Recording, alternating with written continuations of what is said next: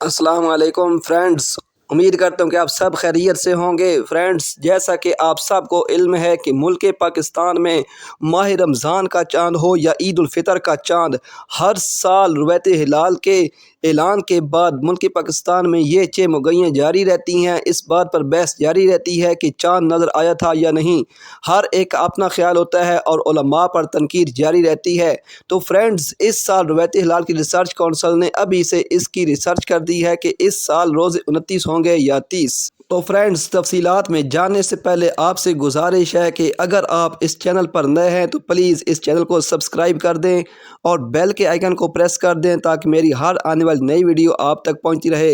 مزید یہ کہ اس ویڈیو کو شیئر بھی کریں تاکہ عید سے پہلے یہ معلومات ہر پاکستانی، ہر مسلمان تک پہنچ جائیں تاکہ بعد میں کسی قسم کا وہم و گمان نہ رہے۔ پاکستان سمیت دنیا بھر میں رمضان المبارک کے 15 سے زائد روزے گزر جانے کے بعد عید الفطر کی آمد کی تیاریاں شروع کر دی گئی ہیں، جبکہ پاکستان میں رویت ہلال ریسرچ کونسل کی جانب سے ملک میں شوال کے چاند کی روایت سے متعلق پیشین گوئی کی گئی ہے۔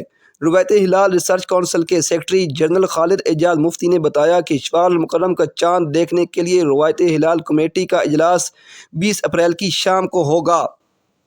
رویت ہلال ریسرچ کونسل کے مطابق چاند کی پیدائش جمعرات 20 اپریل کو پاکستانی وقت کے مطابق صبح 9:13 پر ہوگی۔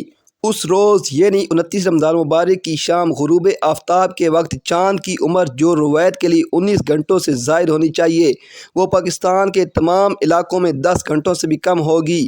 دوسری جانب غروب شمس اور غروب قمر کے درمیان فرق جو 40 منٹ سے زائد ہونا چاہیے، وہ فرق پشاور، گلگت، مظفر آباد، چارسدہ، اسلام آباد، راولپنڈی، کوئٹہ اور جیوانی میں 21 منٹ جبکہ لاہور اور کراچی میں 20 منٹ ہوگا۔ سیکرٹری رویت ہلال ریسرچ کونسل نے مزید کہا کہ 21 اپریل کی شام غروب آفتاب کے وقت چاند کی عمر پاکستان کے تمام علاقوں میں 33 گھنٹوں سے بھی زائد ہو چکی ہوگی، جبکہ غروب شمس و غروب قمر کے درمیان فرق پاکستان کے تمام علاقوں میں 80 منٹ سے زائد ہوگا۔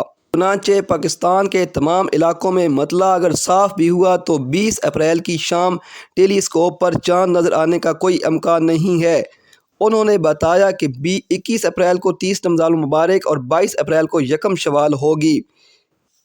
اس طرح 23ویں روزے کی شب ہلال موٹا اور تادیر دکھائی دے گا، جس پر بعض لوگ کہیں گے کہ یہ یکم نہیں بلکہ 2 تاریخ کا ہلال ہے، جبکہ شرعی اور سائنسی لحاظ سے وہ ہلال یکم کا ہی ہوگا۔